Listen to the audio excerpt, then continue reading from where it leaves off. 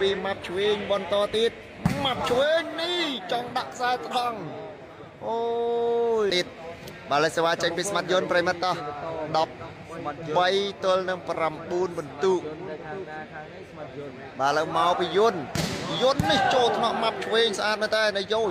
លើកឲ្យទៅឌុកនេះអូយហ្នឹងបងប្អូនណាឡើងសើតហើយតម្លៃទៅតែបាន14នាទីទេបាទឥឡូវនេះបន្តទៀតទៅឲ្យចេញពីបាទម៉ាប់ឆ្វេងទៅទៅចូលថ្នាក់យន្តអាយ៉ាលើកឲ្យទៅយន្តជាប់បាំងឌូកណែននេះ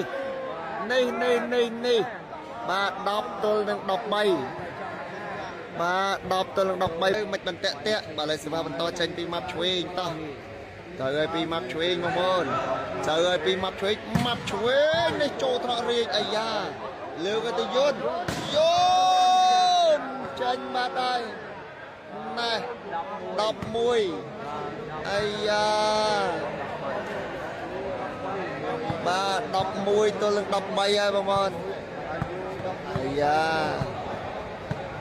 បាទ11ទល់នឹង13បន្ទុកវ៉ាវអាយ៉ាមកពិភាក្សាគ្នាសិនអាយ៉ាណារ៉ូនាំឌូឃើញនឹងម៉ាប់ឆ្វេងមកពិភាក្សាមកប្រាប់ហើយយុទ្ធសាស្ត្រចេះបានឈ្នះបាទបន្ទុកនៅក្រោមឡើយទេ11ទល់នឹង13វ៉ាវបាទ11ទល់នឹង13ណេះបាទឥឡូវនេះទៅហើយមកគ្រាប់ទៀតបងប្អូនណាមកគ្រាប់ទៀតបាទឥឡូវសេវាទៅឲ្យពីម៉ាប់ឆ្វេងបងប្អូនតោះបើមើលយន្តរាជចាប់ស្វីបន្តិចមើល